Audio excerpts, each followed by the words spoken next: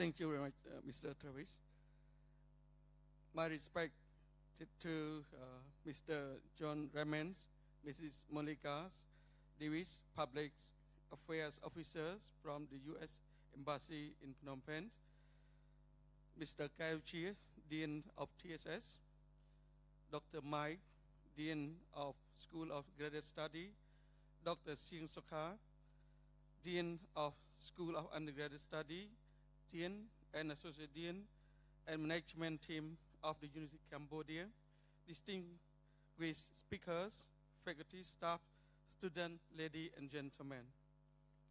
On behalf of the Board of Trustees, His Excellency Dr. Cao Kam Huon, Founder, Chairman, and the President of the University of Cambodia, I am very delighted and honored to give welcoming and opening remarks at the forum, at the Scholarship Forum on the theme how to successfully apply for scholarships in the United States, which is jointly organized by the University of Cambodia in collaboration with the U.S. Embassy in Phnom Penh. Today, the University of Cambodia is pleased and honored to co-organize this important forum with the U.S. Embassy in Phnom Penh. And I would like to thank the teams at the University of Cambodia and at the U.S. Embassy who worked together in preparing and organizing this important event. The Scholarship Forum today aims at following: providing important information about the scholarship to the U.S. and education in the U.S. for all students and the general public who wish to continue their higher degrees, giving an opportunity to students and the general public to have a face-to-face dialogue with representatives from the U.S. Embassy and distinguished speakers who Cambodian U.S. alumni experience in applying successful scholarship and study in the United States of America, and responding to the requests and the needs of the student and the general public who really want to know about the scholarship to the United States of America, their requirement in the United States. Therefore, the University of Cambodia has worked with the U.S. Embassy in Phnom Penh to organize this event. We believe that you will learn well prepared to earn a scholarship to study in the United States of America. Respected guests, ladies and gentlemen, since founding, the University of Cambodia has been one of the leading and most reputable higher education institutions in Cambodia over the spiritual community, where students learn how to explore their curiosity, create and share knowledge, refine and challenge ideas, promote their greater understanding, and serve their families and communities, and give back to the community.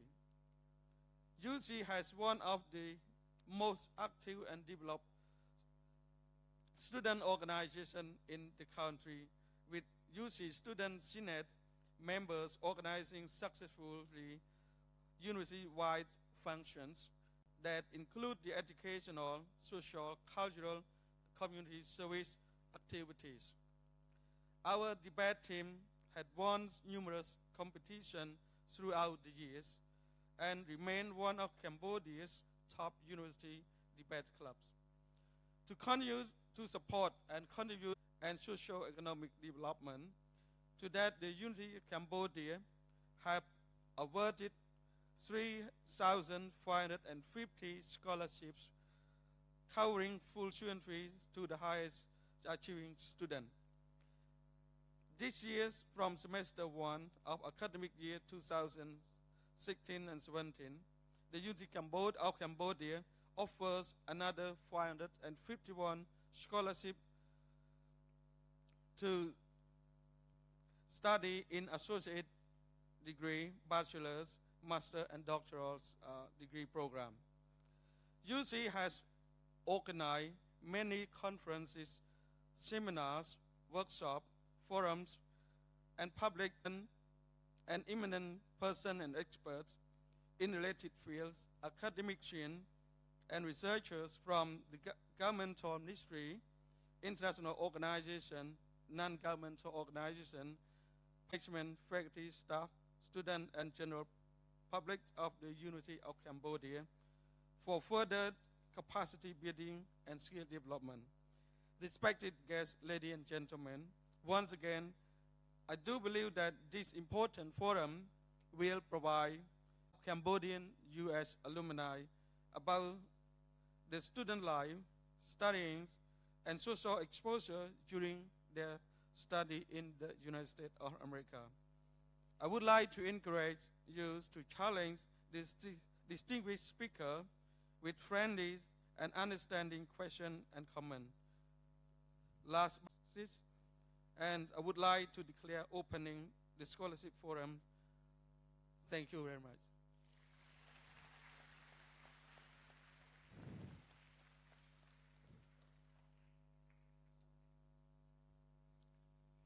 Thank you, Dr. E. Ladies and gentlemen, I would like to welcome you to the University of Cambodia and this forum entitled How to Successfully Apply for Scholarships in the United States, which is being jointly held by UC and the United States Embassy in Phnom Penh here at CTV. Her role as the library director, she has an opportunity to work with the U.S. Embassy on two major programs as the director of the American Corner in Phnom Penh and an Education USA advisor. She's an adjunct professor of law at the University of Battambang, a gender consultant at Volunteer Services Overseas, and a certified mediator. She pursued her master's degree in Peace and Conflict University Law School and Boston College Law School. She obtained a bachelor's degree in English here at UC and a bachelor's degree in law at Rule. She has extensive experience in education, academic research in gender equity and ADR, civic engagement, facilitation, mediation, conflict resolution, translation, and interpretation. Our final speaker today is a recent UC graduate and UGrad alumnus, Mr. Hoi Sambat. As a passionate youth leader, speaker, trainer, and coach, Sambat graduated with a bachelor's in education from the Royal University of Phnom Penh and a bachelor's in business management here at the University of Cambodia. During his time at university, he has been a forefront contributor in organizing community acts, various concerts and organizations. He has participated in these organizations, namely ISEC, IFL Debate Club, IFL Organizing Committee, OMG, SMARC, SILNet, FUSAC, and the like. Currently, he is the co-founder of Youth Force 2030 Cambodia, promoting SDGs here in Cambodia. With his immense passion and solid background in building future young leaders, he was granted various scholarships to study and travel in Asia, the European Union, and the United States. He is an alumnus of the Global UGrad Program 2016 and a former exchange student to Portugal under the Erasmus Mundus program. His interest lies in education, youth capacity development, public speaking, and social entrepreneurship. I would like to set a few ground rules for today for this event. This event, of course, is open to the public and will be streamed on Facebook Live to reach those who cannot attend today. So Facebook Live is here today. So smile, wave on camera. People are watching you, trust me. I would like to ask the audience to please remain quiet during their speeches. However, I will invite you to have questions and to 2 questions. I know many of you have a lot of questions. Please, only 2 questions. And please keep it short, Please don't talk on and on. But again, I want to hear from as many people as possible, so don't be shy. Please, please don't be shy. So without any further ado, I would like to invite Mr. Jay Raman from the U.S. Embassy in Phnom Penh to deliver his opening remarks. So Jay, the floor is yours. Thank you, Travis. Dr. Iratana, thank you for your inspirational opening remarks. Thank you to you and your colleagues and Dr. Kalkim Horn for hosting this event, for having it. This was your initiative, and I think it's fantastic. And it's, the U.S. Embassy is proud to be here and to support it. Thank you to my fellow panelists for agreeing to be here and to share your experiences. And most of all, thank you to you guys. I get the sense that there's some interest here at the University of Cambodia in study abroad. Am I right? Yeah? All right. That's what we like to see. You know, the fact that I'm even here today with you on this stage is due in part to the fact that I had the opportunity to study abroad when I was in your shoes a few years ago. You know, I had the choice. I was studying in college, and I was perfectly happy. I was very comfortable. I had my friends, and I had my classes, and I had a good experience. But I decided I would take that step, that opportunity to go get experience overseas, and in a country that wasn't my own. And it changed my life. I would tell you it changed my life. You know, I really can't remember what exactly I studied. You know, I know I was studying political science at the time and international relations, but I can't tell you what I studied in the classes. You know, the mind forgets. But I can tell you that I can remember very vividly the experiences that I had studying abroad. I can remember arriving at a new place and getting settled and finding my way around a new town. I can remember all of the sights. I can remember even the smells, the taste of new food, meeting new people, making new friends, having new experiences. That sticks with you for the rest of your life. And that's one of the great things that study abroad offers.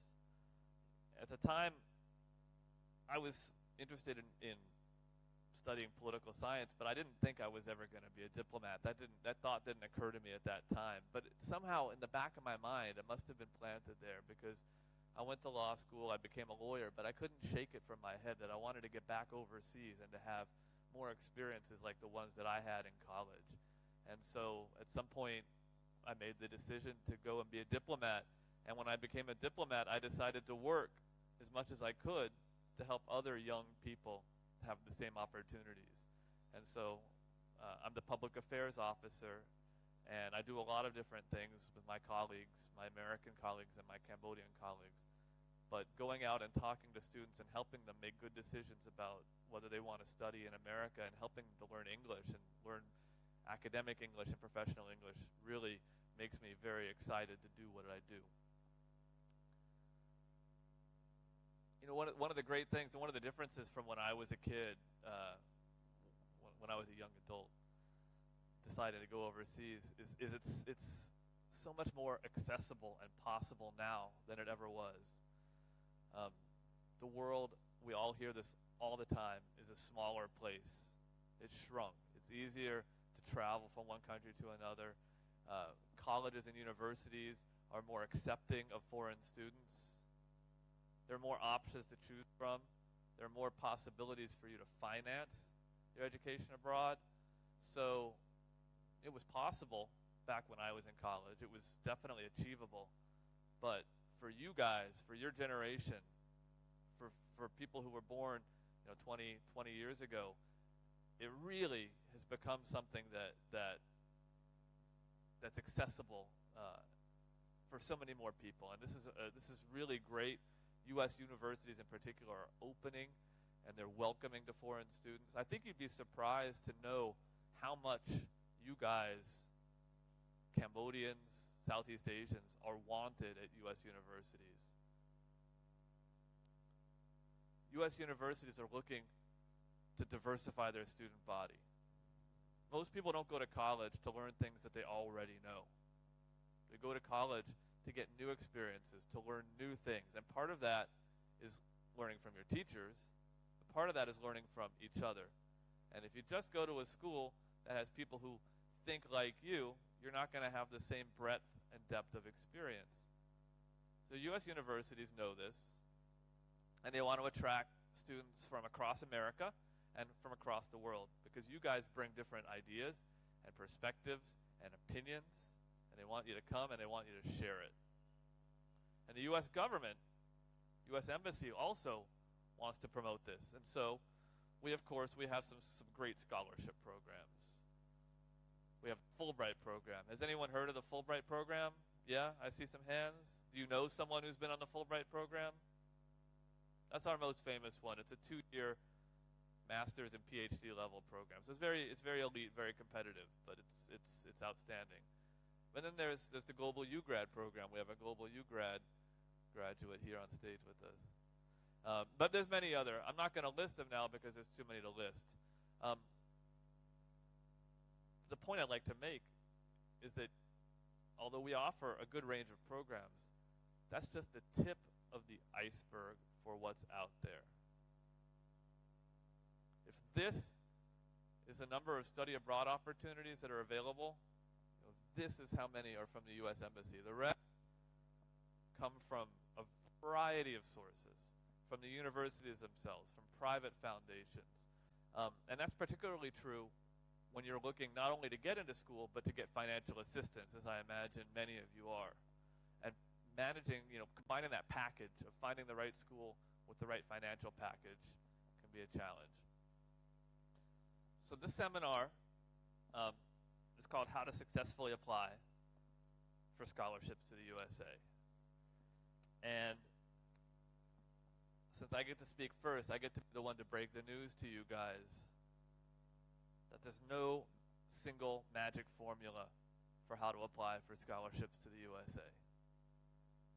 There's as many ways to apply for scholarships in the USA as we have people in this room. There's probably as many ways to apply for scholarships in the USA as there are stars in the sky. You have to find the one that's right for you. So there's no magic formula. But in my long experience, helping people like you get those opportunities, I have found that there are 4 qualities, 4 things that you can do to help yourself get this experience and this opportunity. So I'll lay those out for you. 4 qualities. The first one is going to come as no surprise to anyone. Work hard. Work hard. That means working hard in school, of course. You got to get good grades. You got to work hard to learn a foreign language, English. And I know this isn't easy. I've studied foreign languages myself, and I know that can be very difficult.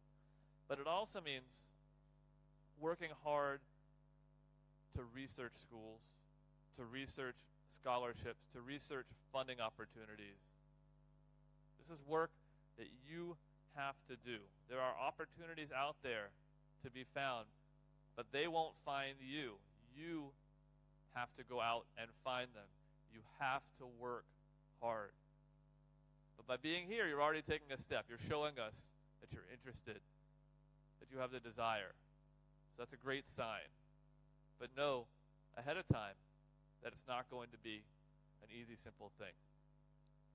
Step number 2, quality number 2, is to define your dreams. Know what you want to accomplish and why. Know why studying in the United States or studying overseas is going to help you get to that point that you want to be. Don't just study for studying's sake. Have it in your mind what this is going to help you accomplish. And the reason you need to do that is twofold. First of all, this is going to take up a big part of your life, and you shouldn't be spending 1 year, 2 years of your life doing something unless it's really going to help you. But number 2, that's going to help you define the schools you want to apply for, the scholarships you want to apply for, the program you want to get into. And it's going to help you convince those admissions directors and those scholarship program recipients that you're the right person for it, because you're going to demonstrate there's a link between this program and your success and Cambodia's success.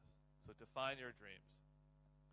Number 3, and this one is a challenge. It's a challenge for me, a challenge for a lot of people I know. Stay flexible.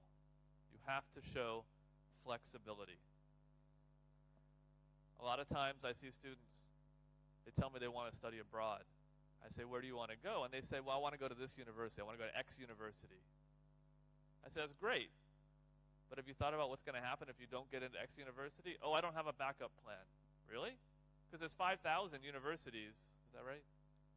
Yeah, almost 5,000. Almost 5,000 universities in the U.S., and you just picked one of them? That's not very flexible. If you cast yourself a wide net. If you're willing to go, one university says no, but maybe another one's going to say yes, you're going to give yourself so many more opportunities to be successful. Don't lock yourself into one path, because then you're increasing the chances of failure. If you open up many avenues of success, you're more likely to hit on one of them. And trust me when I say that the best university for you is almost certainly one that you haven't even heard of yet. There's 5,000 U.S. universities out there, and you probably heard of 10 or 20 of them, maybe more. Maybe you guys have done a lot of research. But I tell you, I couldn't name, even a small percentage of all those universities. And they have programs running from A to Z, from archaeology to zoology and everything in between. But the ones big city, maybe you want to go to a small town. Maybe it's, to have that small town experience where they're really happy to have you. Or maybe you want to go to a community college because they're going to have you got to prepare yourself for disappointment. And you have to prepare yourself for what happens after disappointment. Look, disappointment is a part of life. You put yourself out there and you compete for things. Odds are pretty good that you're going to get turned down for some of it. I've been there. I think we've all been there. I have a collection still of the rejection letters that I've received over the years. I don't keep the acceptance letters. I keep the rejection letters because I want to remember I tried for something, I didn't get it. But I moved beyond it. I found some other opportunities, and it's worked out. It's worked out well. Initially you feel, a little bit hopeless. That's natural. But if you prepare in advance, accept the possibility that you might get turned down, and be prepared for what happens after, which is to push forward twice as hard as you did before. If you can be prepared for that, if you can actually do that, you really, really do stand a good chance of accomplishing your goals. So, this before, there are people who have been exactly where you were sitting some years ago and wondering to themselves, maybe, I hear what he's saying, that these are opportunities out there, but why me? Why would I get this? I work hard, I'm willing to be flexible, but why me? I can guarantee you, I've seen it time and time again in Cambodia and around the world. There are people just like you who've been successful. Learn from them. They have secrets to success. There's a reason that I'm not giving you a line-by-line explanation of how to qualify for a scholarship. It's because there are people after me who have done it more recently and know the secret. So tap their brains. Find role models, emulate them, and follow their path to success. And then the other reason you don't have to do this alone is because you have Education USA. Kolap is Education USA's advisor here in Cambodia. Education USA is a global initiative. It's a partnership by the State Department to provide advising and counseling services to students just like you in Cambodia and around the world. Here, it's free. It's available 7 days a week, and it's open to anyone, to you, to your friends, to your parents, anyone who needs advice. Education USA they're trained counselors. They've been through this experience with hundreds and thousands of Cambodian students, and they help them on their way. And the beauty of Education USA is that they take a whole of student approach. They don't just say, apply for the Fulbright or apply for the Global U-Grad. They say, what is your situation? What's your individual situation? What are your goals? What are your dreams? What are your aspirations? How can we help you get from the point you are now to the other side? So I urge you, this is why this is an Education USA event. I urge you to take advantage of the services of Education USA offers. Learn from them, learn from your role models, learn from each other, and let us know how we can help you achieve your dreams. So with that, I'm going to turn the floor over to the true experts on this panel, to Kolap, to the 2 scholarship recipients, and then I'll be able here to answer any questions. But thank you so much for your interest. Thank you for inviting me here. Thank you to the university. Great to see you.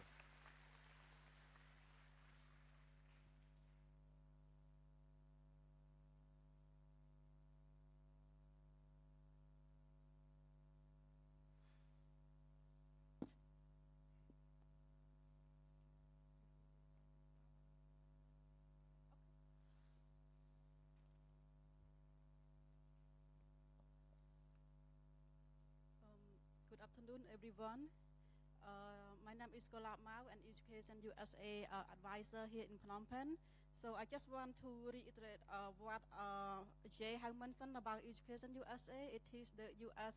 Department of State Program in Khmer បានថាគឺជាកម្មវិធីរបស់ក្រសួងការបរទេសនៃសហរដ្ឋអាមេរិកអញ្ចឹងទូនាទីរបស់ Education USA ហ្នឹងគឺធ្វើម៉េចជួយ connect រវាងសិស្សនៅស្រុកខ្មែរផងយើងហ្នឹងនិងសាកលវិទ្យាល័យនៅសហរដ្ឋអាមេរិកអញ្ចឹងបើសិនជាបងប្អូនចង់ទៅសិក្សានៅទីនោះដោយលុយខ្លួនឯងឬក៏ដោយអាហារូបករណ៍អាចតាក់ទងទៅនឹង center បានហើយយើងនឹងមានសេវាកម្មដើម្បីជួយ guide ដល់បងប្អូនចាអញ្ចឹង today I'm going to share with you about some brief information about the US higher education as Jay have mentioned.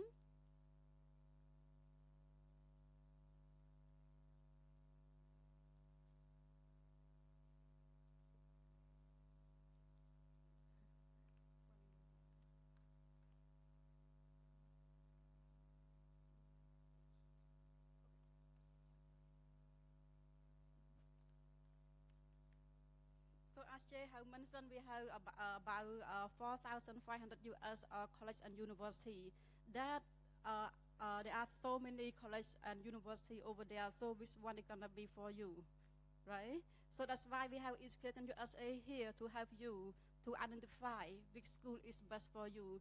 So we are not talking about which is the best school. We're talking about which one is best for you. Because like individually, what we expect from learning environment are different from one to another. So as an advisor, we will help you to identify which one is the right fit. And there are over 20 million students in the US from all over the world, from different economic background. So when you are studying there, you not just only meet the US student, but you meet people from around the world. Like myself, there when I was in the US, I have a class. I have housemate. I live with 23 people in one big house, and we share we call like common meals. So we have dinner together, and we have people from Europe, from Asia, from South America, and also from the US.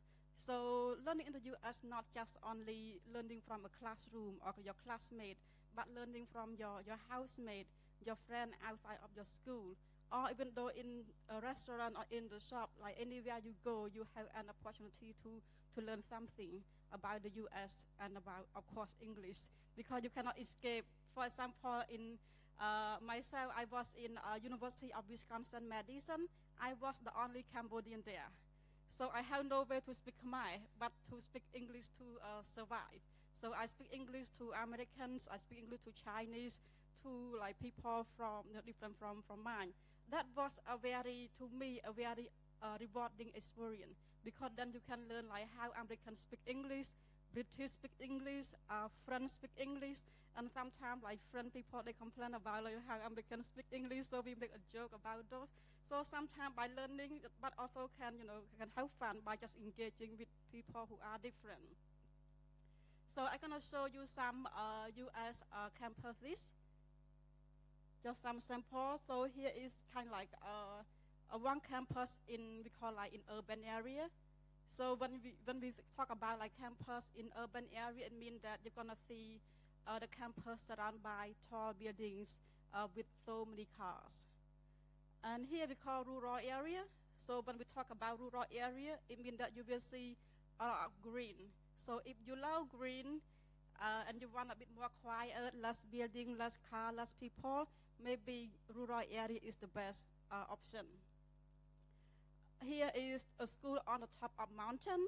If you really love mountain and you want to hike a lot, then maybe mountain school is kind of like another way to go. And here is another school near right on the beach. So if you like to swim, if you like ocean, that you also can have the option too. I love this one because like before I went to the US, it was always my dream to be in the snow place. So when I check for school, which school has snow? So, but I never thought that the snow place has a 4 seasons. I did not dig out the information. When I arrived there, it was unexpected. Wow, I experienced the 4 seasons. The green, the yellow, the red leaf. that was amazing. You walk on the street, you see all the leaf turn to yellow and orange and red. That's kind of like in a heaven for me, you experience the all white on, cover all by white on the tree, on all the building, and then you experience all the tree turn to red and yellow. To me, I think that the best thing ever happened to my life. It's like I was in the heaven, on earth. And of course, I also do other ski and activity that I never done before with a student there. And I can show you some school facilities. So can you guess if you see this classroom, can you guess if it is in a rural class school or it is in urban area? Rural, urban? In urban, okay. And how about this, urban or rural? Rural. How about this, the library? Are they in urban or rural? Rural. Okay, maybe I just want to talk a bit about the library before I go back to the other facility. Before I went to the US, in Cambodia, we know that when we talk about library, it's just a very small room, maybe 4x4 meter a room back into that time. But when I was in the US, I was shocked to see like they take the whole building as the library, like a building of 5 floors. All our library, not just only one building. At my school, Wisconsin-Madison, we have 22 libraries on campus. So we have a main library for everyone, and then we have a faculty library, like law library, business library, education library. So I am in love with all those resources. I don't want to leave school, just like also overwhelmed with the resources that we have over there. And this rural or urban? Not sure. Rural, urban. Okay. So actually, all the photo I show here when I say facility, it can be urban or rural. There is no differences in terms of facility, the school in rural or the school in urban area. And why I said that, not just only I read about the information of the school, but I think as an education advisor, I went back to the US every year, and each year I visit about, 15 US school and college. So in either urban or rural area, I thought that the school facility are phenomenal, like amazing. It like some rural area, like the school is look like a resort, like you stay in the resort, not really a school. So when we talk about rural or urban, it does not mean that rural has less resources while urban has more. No, the difference just only rural has more, rural has less building, and urban has more building or more car. Yeah. But in terms of resources and services, they are the same. Or it depends on the school size. Some school has big, some rural school they also have like big size school, and some rural school they have smaller size school. Also at urban, like some school are big and some schools are small. So my school considered to be kind like, in Midwest, Wisconsin. I never know my school before until I researched about it.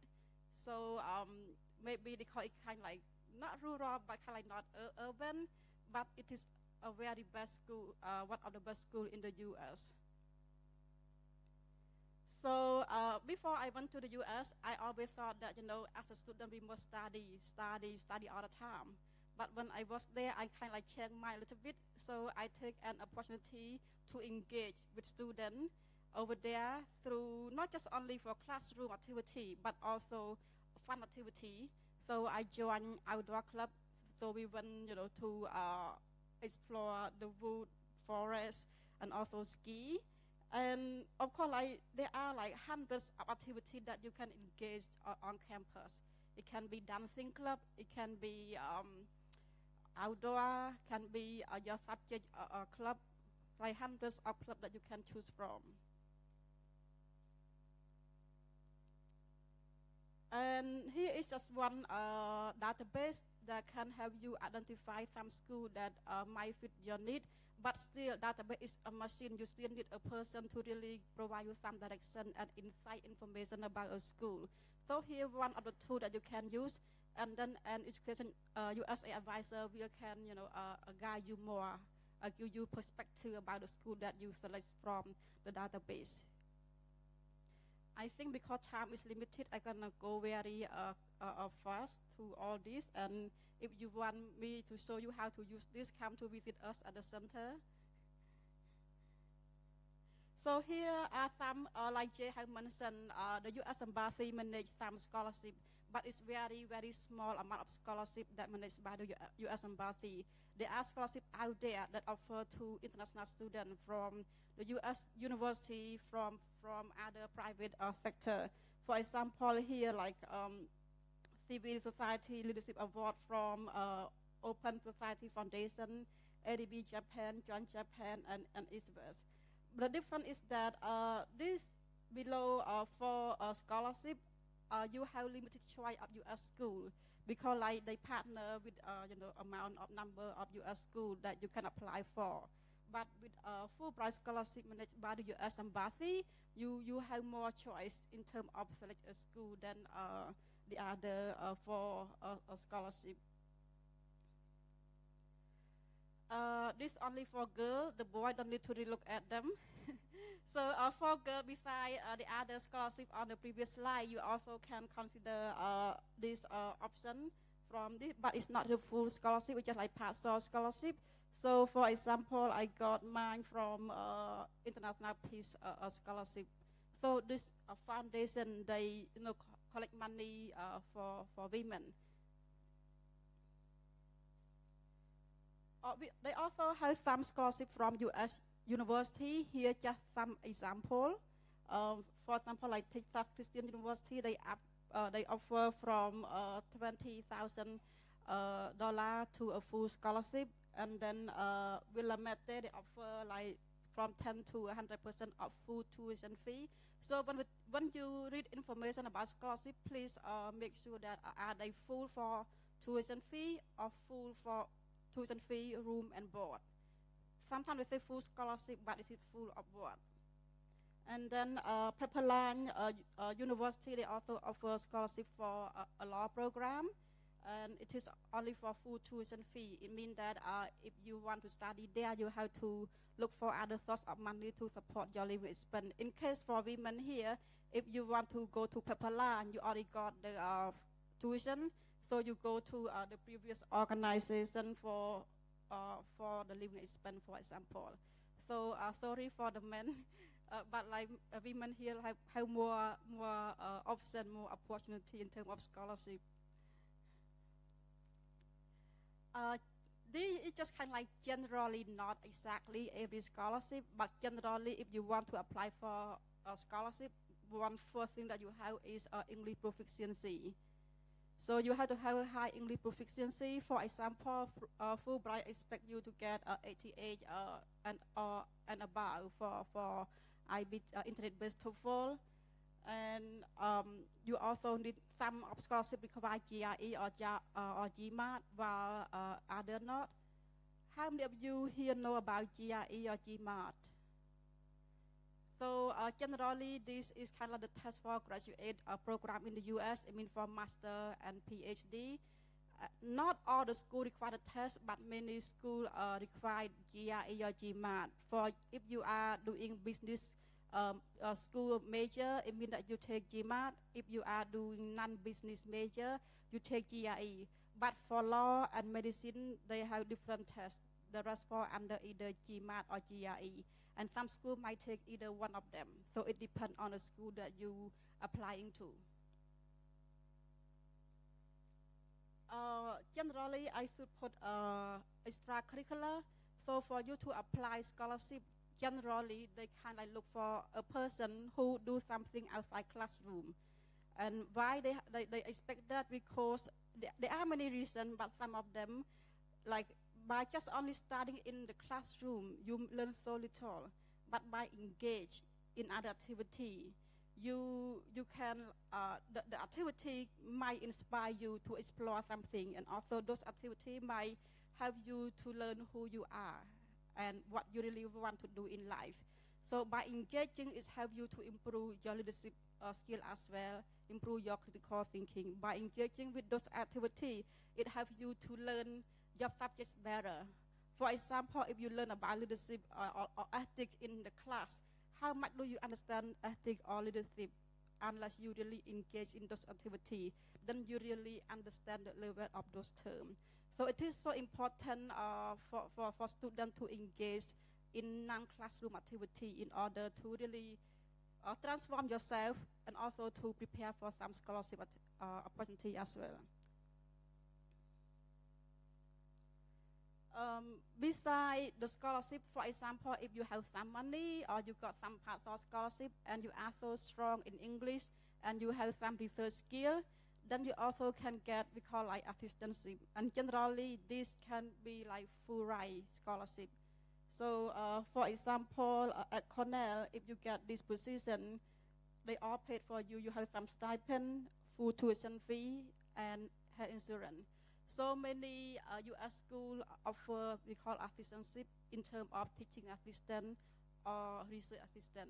But your English proficiency has to be high, and you have to have very strong writing and research to apply for this position. Second, I think I would only recommend for the first year student. For the one who already in second year, you should try to finish your bachelor here and then look for a scholarship for a master degree program. But for the one who just begin here, if you want to consider, SheCan is a scholarship program, not a scholarship, but a scholarship program that prepare Cambridge students to study in the U.S. So the goal is to help them to earn enough English proficiency and other test score to apply for college over there. So it means that you're gonna study a bachelor, not a master in the U.S. So they're gonna prepare you to meet the requirement of undergraduate of a bachelor program in the U.S. So just only for the one who just begin here, you can consider for that. But if you are already on the second year, don't need to apply for this. Just try to finish your bachelor here. And here is Education USA Facebook. We post a lot of scholarship on this page, and we also have like workshop and event. For example, many scholarships require you to write a personal statement, like the statement about you. So we offer that workshop too. So follow us on Facebook to receive all those update information. And as we a global network and supported by the U.S. State Department, many U.S. schools know about us, and they always send scholarship information to us. So we post all those scholarships on this page. And you may want to write down this URL from IIE.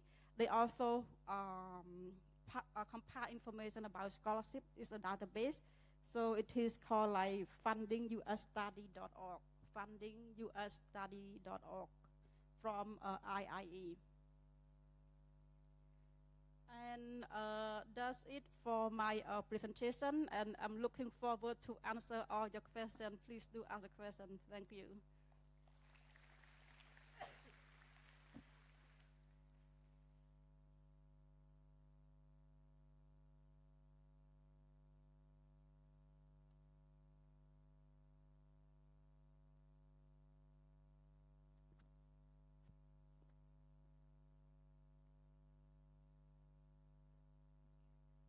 So good afternoon, distinguished guests from the U.S. Embassy, from the University of Cambodia, and all fellow students here at the CTV Auditorium. And thank you very much, Mr. Travis, for a wonderful introduction. So I'm advised to talk about 4 talking points today. And so number 1 is how to get scholarship to the U.S. Number 2, what is education in the U.S. like? Number 3, best memory in the U.S. And number 4, best achievement of the study. So for number 1, how to get the scholarship to study in the U.S. or how to get scholarship, to study abroad. I would recommend to be on top of the course of your study. So when I say be on top of the course of your study, I mean, know the courses that you want to register and know when it is opening and closing. Try to communicate beforehand with your professor. Try to know what textbook and what other required document that you need to do for that class. And also, you might want to talk to your peer, your fellow student, get advice from those who do well on their course. And public appearance. So public appearance will help you to build your profile or to market yourself. You do well in the class, but also you want to disseminate what you are good at, to the public. And there are many ways that you can do it. Join the debate club, and also you can volunteer to host educational show here at the CTV, and volunteer to moderate program at the university, or offer the interview either at the Southeast Asia Weekly or on the UC Bulletin. So join the debate club. When you are there, you will be able to strengthen your public speaking skill, and when you are there, you can show to the public that you have the ability to negotiate or to speak out what you believe in, and that will be a wonderful experience for you to go out there and be in the real world. Educational host. I was fortunate to matriculate as a full-time student at the University of Cambodia, received the Haruhi Sahanda and Samdai Dejo Hun San's 4-year scholarship to be here, and also at the same time have the opportunity to offer my time as a host on the Southeast Asia TV. And one of the shows that the TV has is educational show that we invite students from different university or outstanding student who receive either exchange program, scholarship, or either they do well at their university to come and interview and share the experience. And in this photo, you might see the person there is now one of a big star in the original song, Sai. And and here, Lip Hee Yang, who is now a program director at the Hopswell Foundation. BMC at the University of Cambodia, that is how you can build your capacity building, speaking in the public and being able to facilitate the communication and handle the crowd. Or you can offer your volunteer to advocate for good cause. So this is, we took the photo, and that poster was posted at the university, and it is for promoting the knowledge of the reproductive health. Beyond the UC Bulletin, and that was March 2011 edition. Should you like to go and read further. Now, language proficiency. So going to study in the US, you need to have your language proficiency. And right now, you can either go for IELTS test or you can go for TOEFL. And how much they need, the school, the university would list for you, like if they need 7.0 IELTS score or more. So, and another reason to get scholarship, I was an outstanding Hopswell resident. This is the special case that not many of us here in the room are living in the Hopswell Foundation, but just just so that you know that Hopswell Foundation is a foundation funded by the professor at the Massachusetts Institute of Technology, Dr. Alan Lightman, and that's him, and this is his wife, Jean Lightman, and that is the picture of me and them while at my graduation day in the U.S. Come to UC. So above all, you will see that I, joined the debate club. I host CTV educational show. I also offer my time to the university event, and all of that are provided here at the University of Cambodia. So one of the last point that I want to mention here, the reason to be able to get the scholarship to the US is I came here in the first place. And what is education in the US like?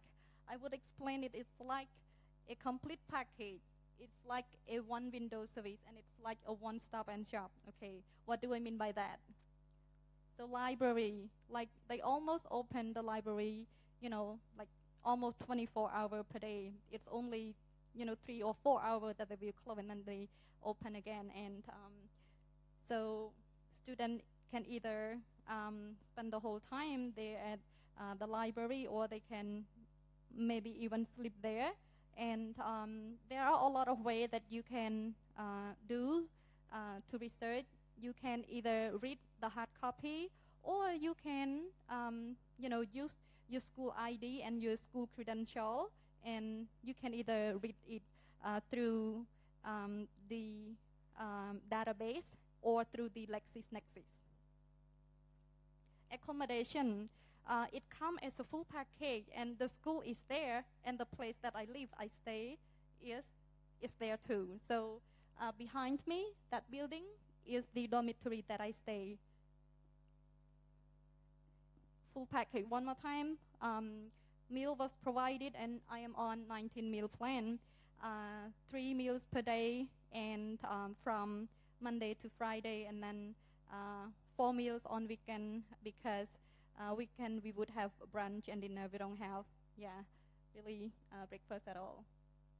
Internet friendly. So because the internet friendly, it makes student and professor and the faculty and everyone at the university being able to log in, to be updated with the news, be updated with the courses, the class, the emails, and everything. So internet friendly, having very good internet access was provided at the school.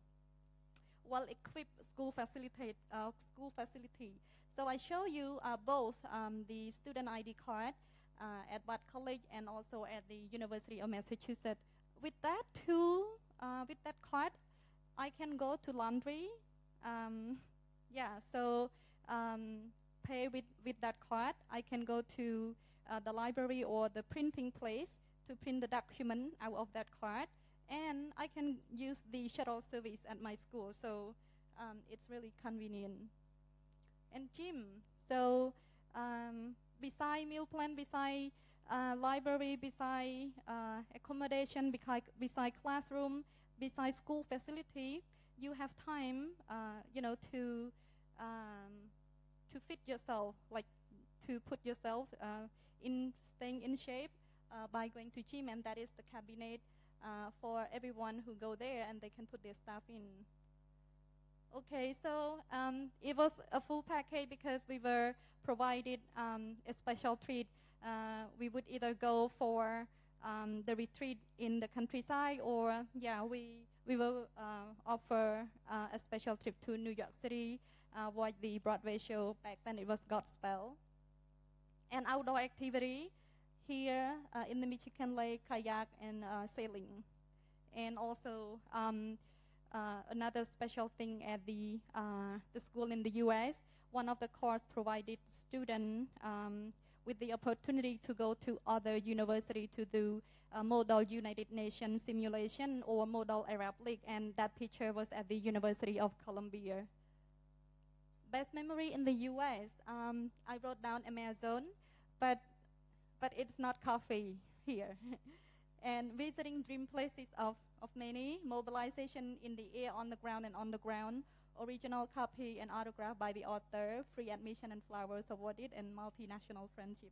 So what I mean by Amazon? Amazon is one of the websites that you can basically make an order.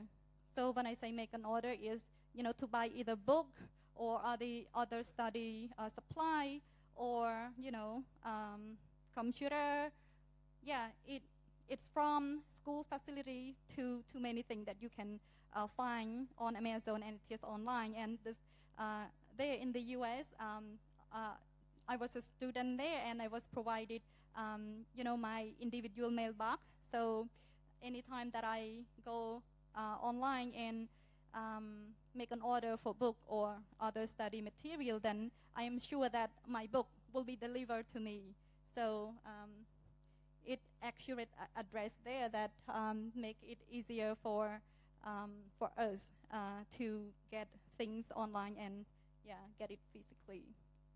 Visit a dream place of many. So back then, beside committing myself as a full-time student, then we would have like a winter break or spring break and summer break, and between those times you can either arrange your own trip, or you can either communicate with the people in your network to go see things in the US that many people from all over the world wanted to do. So on my list, I had UN headquarters, the US Capitol, the United States Institute of Peace, USIP, and the US Military Academy, West Point.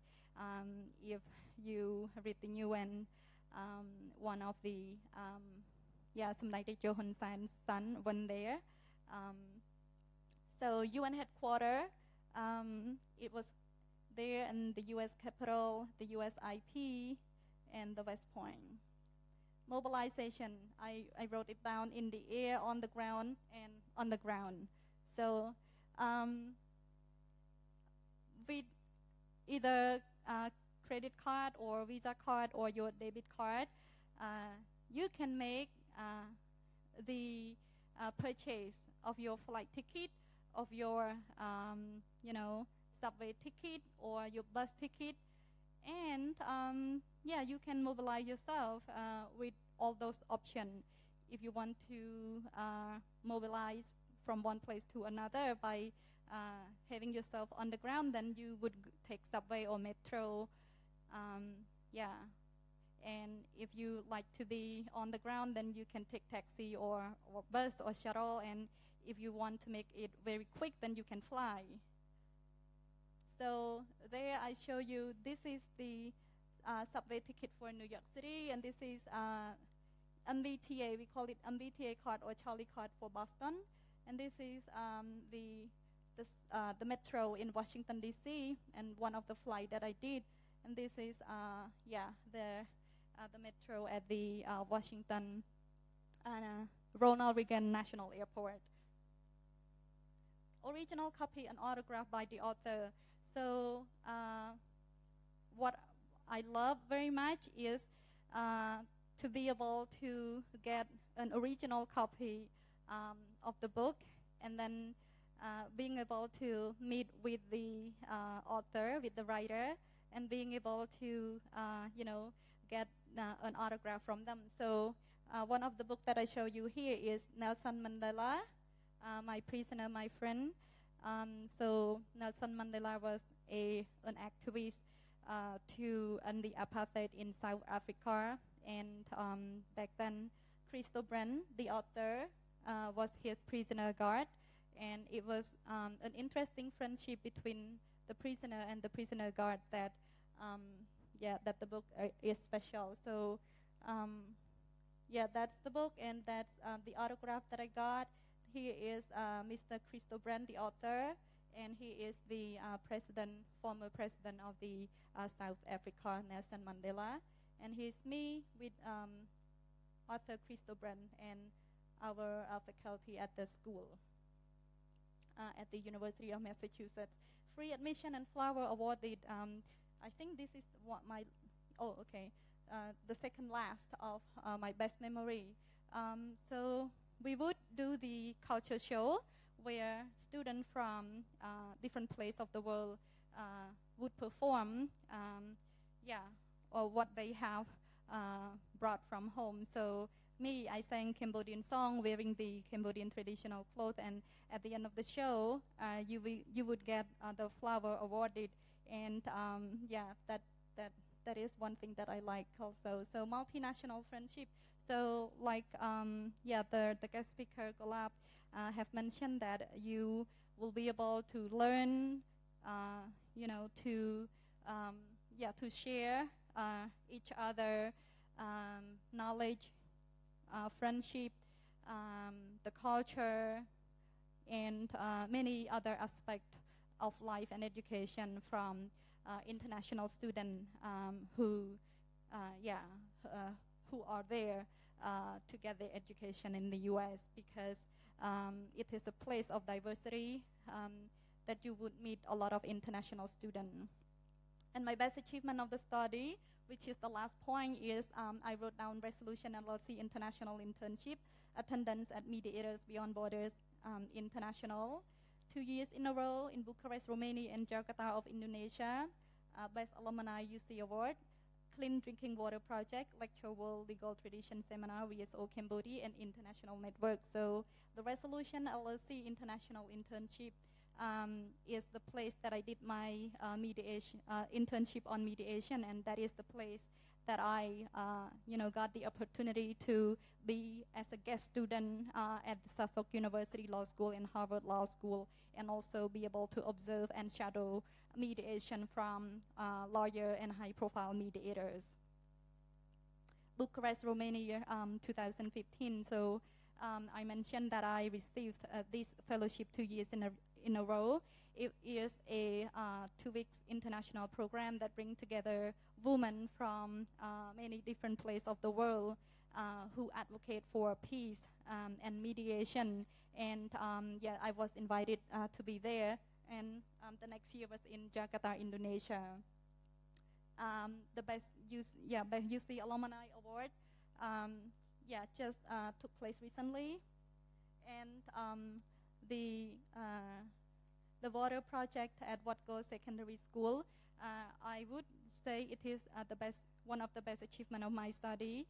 This is volunteer work, and it is for the cause of others. So in Battambang, at one of the rural schools, there is a need of clean drinking water, so that students can get access to clean drinking water, and then they can save their pocket money to buy other food refreshments. So the clean drinking water is now being built, and it is a $2,500 project. I was one of the person who helped facilitate the communication to get the fund. So Dr. Iratana and also his fellow friend and network have put together their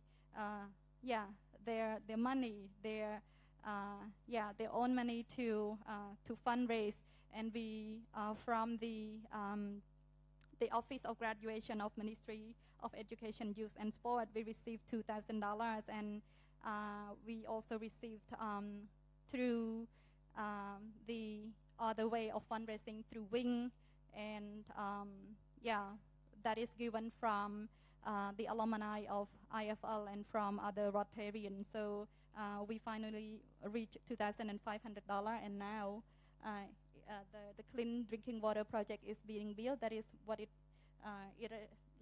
look now. This is how it looks like right now, and this is to be complete.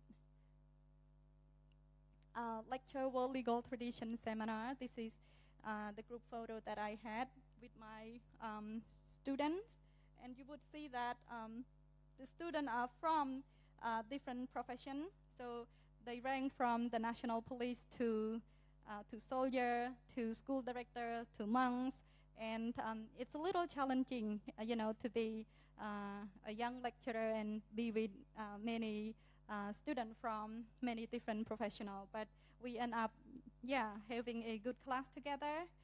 And yeah, that is one of the picture we had. And my other best achievement of the study is to return home and offer a job as a gender consultant at VSO Cambodia, Volunteer Service Overseas, which I help with policy analysis and write the report on that and do the gender focal point recruitment and offer the training. And here are some of the photo activity that we had. And thank you very much. And questions are also welcome after we all finish. Yeah.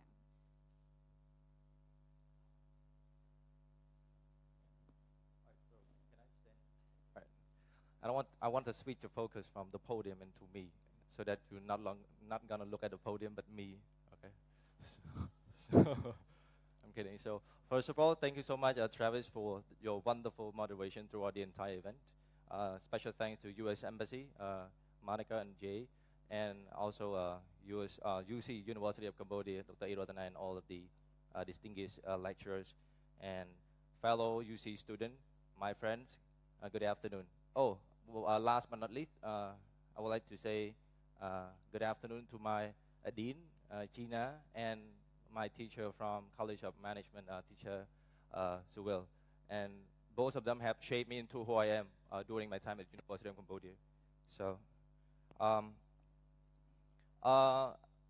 before going on to my presentation, I got an exchange program under the name Global U-Grade, and some of you don't know it, and after the presentation you will know that. But before moving to the presentation, I've seen some of the faces over there, there with their smiling face, and I know that you guys are happy. So stay with me for another 10 minutes. So, right. But I'm sure you are happy, but I'm not sure whether you are happy because you are joining this event or you are happy because you don't have to go to class this afternoon. But I'm sure you are happy because you are coming to this event, right? So how many of you are still happy? Can you raise your hand? Okay. So how many of you are not happy? Okay, where? Okay, no, right? So how many of you want to go home? Okay, perfect, excellent. So today I'm not going to dive deep down into the but my whole journey 4 months in the United States, because if you give me 3 days, I would not still finish it, right? So I'm bringing with me several pictures that will just wrap up for the entire 10 minutes. And I got Global U-Grade program. It's a 4-month exchange program for undergrad students. For example, if you are from in year 1 into year 3, and you can actually apply for that program, meaning you are directly placed into the university at the United States, and you are studying 1 semester with American or with others, student in American college, and getting the transcript, and you can actually use that to transfer with university here as well. So it's like they let you go into university and you spend 4 months doing whatever you want, but make sure that you do a good job and you are a good student. When I was there, I did my major in University of Cambodia is business management. So when I was there, I also did business management with some year 2 and year 3 students at Florida Gulf Coast. So, okay, so this is me with my longer hair. It was in Florida, of course, right? This is the first impression that I got when I entered my campus. So probably you cannot see it clearly, but the title is Sharing Our Campus with Alligators. Okay. I'm like, okay, yeah. Meaning that my campus is full of like conservative animals and wild animals, namely alligators. But alligators are similar to crocodile, but they are like different in nature. And donkey, snake, and worst of all are polar bears. No, not polar bear, I'm sorry, bears and panther. But bears and panther, I haven't seen it yet throughout my time there. So they were not that friendly during my time. But I was happy that they were not friendly, so they didn't visit me. So, and oh, you can look at the other slide. you can see the traffic light sign over there. Slow down, wildlife is crossing. So this is pretty much my campus, and you can imply what it says, okay? Because before I go to the state, I expect that United States is like a skyscraper, snow, right, exotic building. But it turned out that I live in a campus where a lot of animals accompany myself. but during the 4 months, I discovered that that was truly an amazing experience that you have never ever experienced in your life. And this is my dorm, and you can actually see the sticker over there. So the sticker represents my room.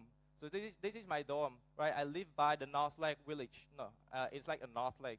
It's not a seaside, but at first glance, the sand over there look like a beach, right?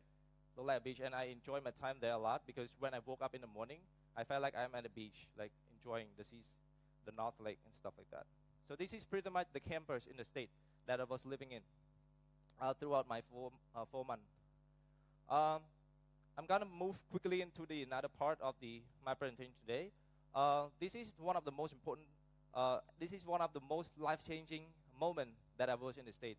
Is to participate in International Student Club at FGCU. So International Student Club is like a club created aiming for bringing all of the students coming from different parts of the country and who are currently studying in the Florida Gulf Coast University, and they do something together. So that this is a group of people, and this is quite dark. This is a group of people, and all of them are from the entire world, meaning from 6 different continents, right? No, not 6. Okay, I'm bad at geography. Asia, Africa, Latin America, you name it. Sorry. So here we always have some sort of extracurricular activity every week because the man over there, he is Pakistani, he is Filipino, she is American, she is Cuban, and this is me, okay? Another side of me, okay? So we all had fun, and we do something for FGCU. We build the benches for animal over there. We look for, no, we don't feed alligators, but we make sure that people don't feed alligator. Because alligator in the campus, it is prohibited that you cannot feed it. Because once it is fed, it will turn out to be wild. Like, first, it is friendly. It is calm. But if it is fed, it's no longer friendly. It will visit you like once in a while because it is used to be fed, right? And yeah, this is me and girls. Okay. I hate to say that, but I'm always with girls. So during my time there, even the students from other part of the country who were from Global U grade, all of them are girls. So I'm fortunate. I was fortunate. And these are them when they dress up, and that is me in the middle. So all of them are from different countries, more than 20 countries in total. So this is pretty much it. And let's move on to the community service. So Global U grade aim to bring young people like us who are under 21 or 22, basically, technically that way, but who are currently in year 1 to year 3 to the United States to build the leadership development, professional development, cultural engagement, and as well as community service, because the United States promote leadership and independency, which means if you are good at leadership and you can do and bring about positive changes to your community, United States prioritize you and they want you to be a leader. That's why when I was in the state, this is me with the wolf, not a dog. Okay, this is part of my time when I was there, because in Cambodia throughout my last 5 years, I was doing with young people. I teach English. I train people in debate. I organize event. I run projects to build capacity building in youth. So when I was in the state, I don't want to do such a thing again. So I want to experience something new. I want to get out of my comfort zone. That's why I volunteer with Wolf. You may be wondering, what was I doing exactly? So there was an organization over there named Shy Wolf Sanctuary that they collect all of the homeless wolf to stay in the sanctuary, and they feed and they, they make sure that they are no longer homeless, right? So even wolf in the United States are more privileged than some of homeless people in Cambodia. But I hate to say that, but yeah. This is the shy wolf. It looked quite shy, but its eye were staring at me. So these are five of us. We were building the benches and the, benches, right? The bench, the bong, right? Benches, so that we build the benches not for the wolf, okay, but for people who wish to visit the wolf. So because during that time, the wolf need someone to, like, when people want to visit the wolf, they actually cannot enter the cage. Like, if they enter the cage, somehow the wolf will attack them. So we have to, like, create something for visitors. And while at the same time they donate some money and funds so that they can use that fund and monies to build the sustainable shy wolf sanctuary. And as a matter of fact, I also do a lot of things with International Student Club. For the community service in the United States, I did a lot with them. Like I told you guys earlier, we did a lot for promoting the Islamic phobia. I don't know if you have ever heard about that. We did that in university about black American and some sort of this stuff, which are all the important for you guys to do the same while you are here in the University of Cambodia.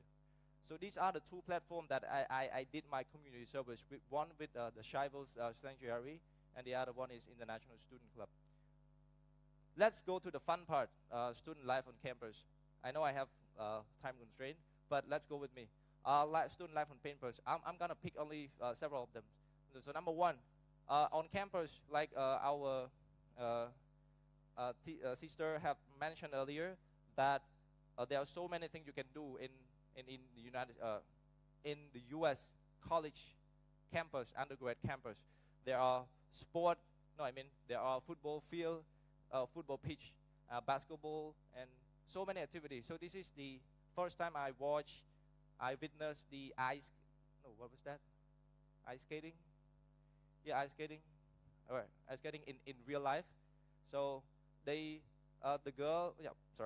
So the girl here who is wearing glasses is the leader, is the president of International Student Club. She was the one who was really inspirational.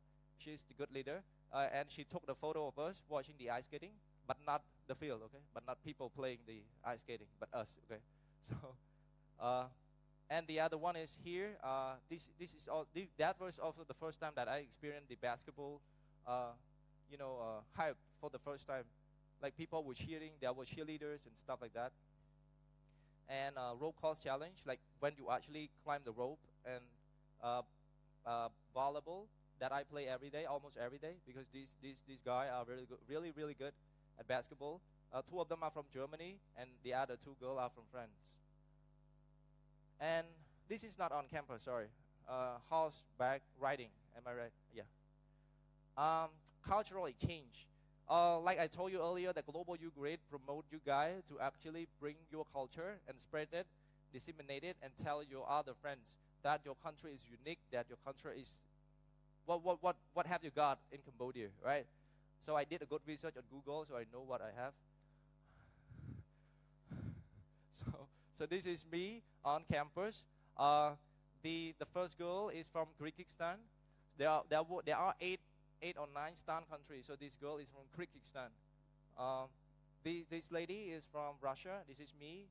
These two guys are from a lady and a guy from Pakistan, and the other one is from Bangladesh. And five of us were in the same table because we are some sort of Asia countries. We are from Asia country. So we were showcasing our culture to the whole campus. And I was fortunate enough that I could put our flag in the middle, so people could actually easily notice it. And yeah, this is our picture. This is my African American, African American friends. All of them look like quite old, but they are like around their 19, sorry. 19 and 20 something, right? I turned out to be the oldest one, but I look a lot younger, am I? I was kidding. Right. And the other one that I felt really proud of myself and my team of Global Youth Grade Cambodia in 2016 was this one is in Washington D.C. A month before we come back to our homeland. We went to Washington D.C. to actually have a program, a workshop that wrap up the whole program that we've been through in the United States for 4 months. So during that time, me and my teammate asked all of the Global Youth Grad team were learning to dance with us on the stage, a big stage like that, and the move Lam Liu, I thought, yeah, Lam Liu. That was a traditional Khmer move, Khmer dance, and people were dancing even though they don't know what they were doing. And city visit, like sister said earlier, that when you are on the state, you are independent, but independent here, it's in a good way, right? You can go actually travel to other part of the United States to experience exotic and new places. So I was able to travel to other different cities, but I was only able to travel to 2 places. And the first one is the New York City, which is like a melting pot, like the best place in the world. Like there is a crowded place every day, every single day. There's no even a national holiday or something. But yeah, I was in front of Trump building, right? I like the picture because, yeah, he was in the, presidential race at the time. So it was me in front of the Times Square, and this is me in front of Trump House. Yeah. No, not Trump House. I mean White House, right? White House, which is currently occupied by Mr. Trump. So, yeah, an extra daily activity. On campus, I could actually do more than the community service, state visit, and my campus, which are skateboarding. It was actually called wakeboarding or skateboarding. I'm quite confused between the term two, like skateboard and wakeboard. But it's like it's right behind my dorm. You can see the North Lake that I showed to you earlier. Like I can actually stand on the board, and the boat will like drag me along the river, and I can actually, fly. No, I don't know. Fly on the waters, right? Canoeing and kayaking, yeah, and with International Student Club, because I usually hang out with those people. Ice skating, because I was in Florida. Before I go to the state, my first dream is to see the snow, but I was placed in Florida, which is a hot and summer state that I could not actually experience snow. But yeah, it was quite hot. I feel like as hot as in Cambodia, but yeah. So I had to go to the ice skating stuff to experience the snow, even though it's fake. And the 2 a.m. library meeting, because while I was in the state, I enjoy going to the library with these people. Besides drinking free coffee, I went there to actually do more research and discuss about their culture, discuss about their life, and what they can actually share with me and with the team as a whole. Even though it was 2 a.m., but I actually enjoy going there. Late night movie. Yeah, we actually ordered pizza and have a late night movie whenever we want. And touristic site visit. That picture was taken in Everglades. The Everglades, I don't know if any of you have heard that, but Everglades is like, I don't know how to explain that, but there are alligators there. So that's pretty much it. And this is the former house of Thomas Edison and Henry Ford. I could actually visit their house to see their bed, right? To see their kitchen, to see their first car and stuff like that, which was quite, eye-opening for me. And party, of course, and club, right? You can actually go there after you finish your assignment, right? Good student. And the last part of the my program is the end program workshop in Washington D.C. Like I told you guys earlier. So there were 4 of us, and the other one, this is actually conducted in Washington D.C. and yeah, a group of global youth grad around the world from every different countries around the world. And this is us, and thank you so much. But what is more exciting? The more exciting thing is when during my time in the Florida Gulf Coast University, I actually get a chance to to work on the X Culture Global Virtual Team Project, which is a project that is co-led by university in Southern no, I forgot that. Sorry, but by more than 40 university around the world, and there were more than 3,000 students participate in that competition. It's not a competition, but it's like a group work project, and I actually got a certificate from that as well. So that's what I feel proud of my time doing there. And the other one is I met a lady. Her name is Patty. He's been traveling back and forth Cambodia and United States, and she's been doing a lot of work by contributing her money and donation to build the houses and actually provide free education in Siem Reap province. And I actually met her, and we did talk about the sustainability of the project and the fun that she's been doing with the Cambodia. So I actually feel quite good because I can build a more network and to make sure that I am the one who can do something for her instead of her coming to the Cambodia directly. And the last one, I can actually get into the cage where the alligator is right behind me, right? And the last one I could catch it, right? Right. I was actually got hug the alligator, but that was small one. That was a small one. And thank you so much, guys. Thank you.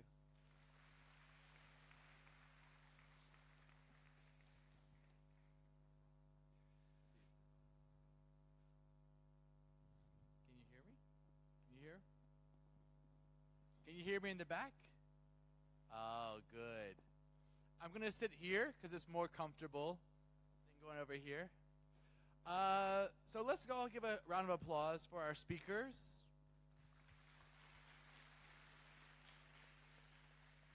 So now we have some time for some question and answers. If you have any specific question, please raise your hand. We'll come to you. And you can ask any of the four panelists. But again, please keep your questions short and only maximum 2. So who has questions? Raise your hand. Okay, we have one over here. We'll have our guys. Ratana, we have one over here.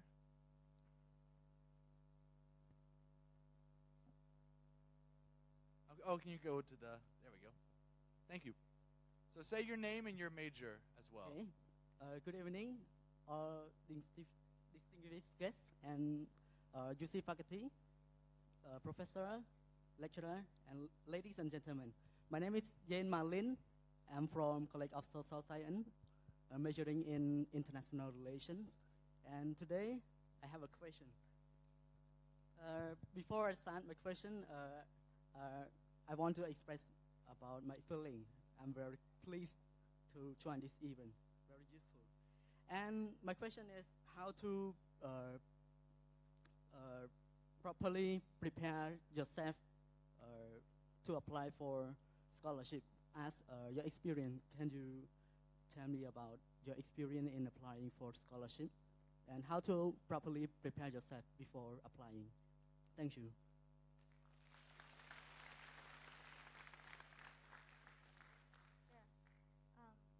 I saw you watching me, right? Well, your eye contact is to me, so I'm going to take that question, and if it is also for the brother next to me, then we can share. Yeah, go ahead.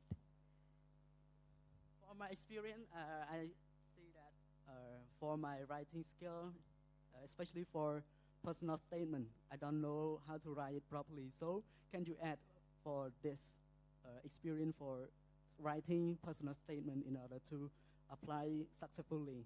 Thank you. Sure. To prepare myself for the scholarship, I have also addressed in point number 1 how to get the scholarship, and I would recommend that you have very good English, and you have a good understanding of the culture of the country that you are going to. I am fortunate that I live in Hubswell Foundation, a dormitory for leadership and training center, where I spend my time with the resident from abroad every month or every time. Hubswell Foundation would invite foreign resident to come to Hubswell Foundation. So from there, I learned from them, the language. I was able to get adjust the accent, and they would share with me how is life in the U.S. like. And other than that, beside Hubswell Foundation, I would go attend the scholarship program. I went to attend the U.S. Embassy invitation, many invitation that you can go to and get to know the program. So basically, language proficiency and understanding the culture, and also be prepared to go on website and find out what is it that they have and that they need at your goal university. And to write your personal statement well, I would recommend you make your personal statement your story. So make your story your own story. That is the story that is not, pick up from other people. So either you are inspired by one of your member family, or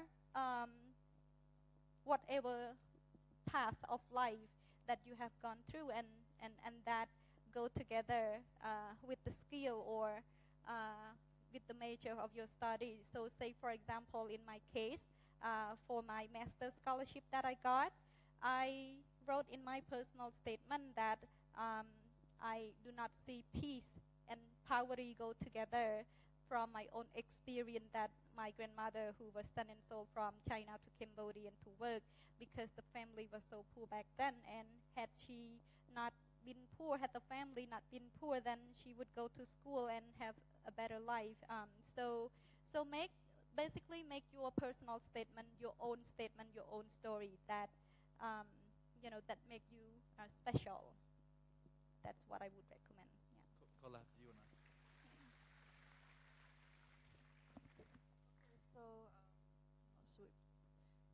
Okay, I just want to add to Andre about what you should prepare. I think like two more foundation skill that you must have is reading and writing.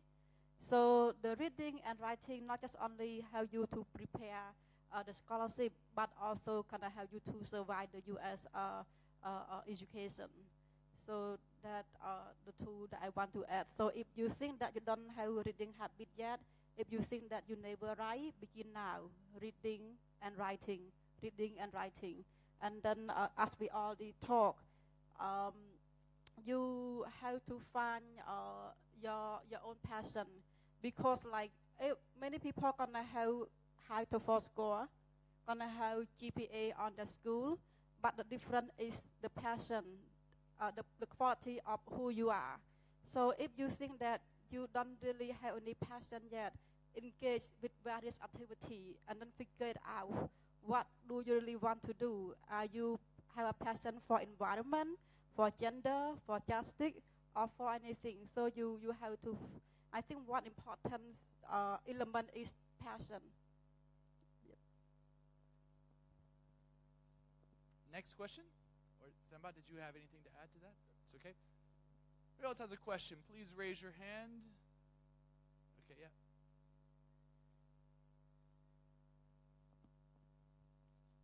Good afternoon, speakers.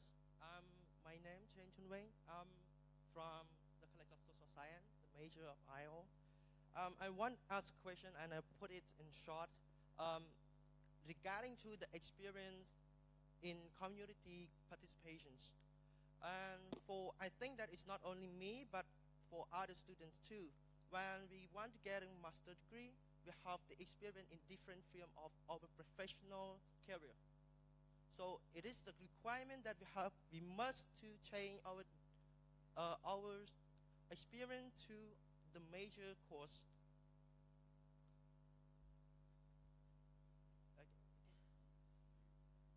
That's my So you want to ask that if you want to engage in activity that related to your major or not, right? yeah.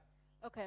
So I think not necessarily that you have to engage in the thing that related to major, but it is good that you have, I mean, I think like for engaging, I think to begin, you have to test in, in different area to figure it out if you really like it or not. For example, first you thought that you like environment, so you might explore the club activity environment, but you might also want to give yourself to explore to other area as well.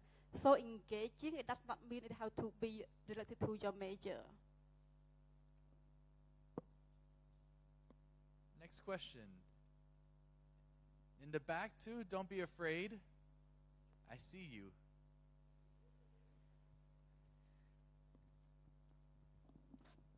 Come on, who's that? Don't be shy. Raise your hand. Okay, I see one in the back.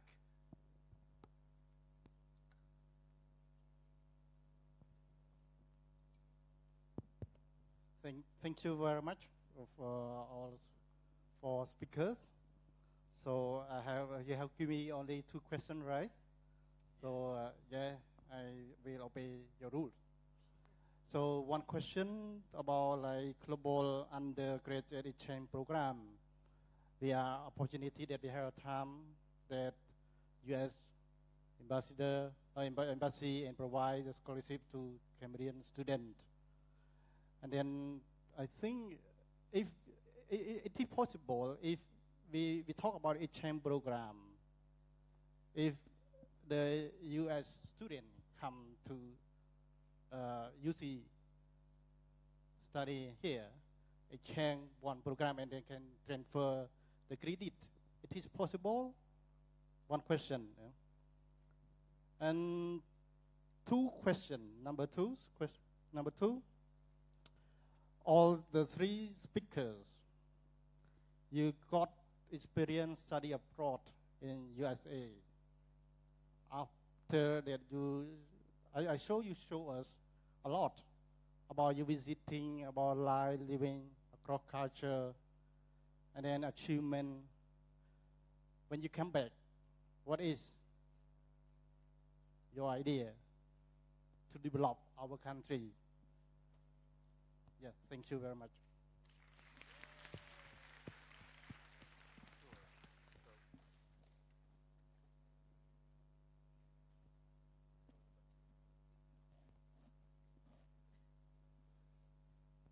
So when you talk about exchanges, they're absolutely, it's 2-directional. I mentioned earlier that my experience as a college student was going outside the United States to Europe and South America. And we do have a growing number of U.S. students who are coming to study and get experience in Cambodia. Many of them, in fact, are Cambodian Americans from the diaspora, from cities like Long Beach and Lowell, Massachusetts, who want to come here.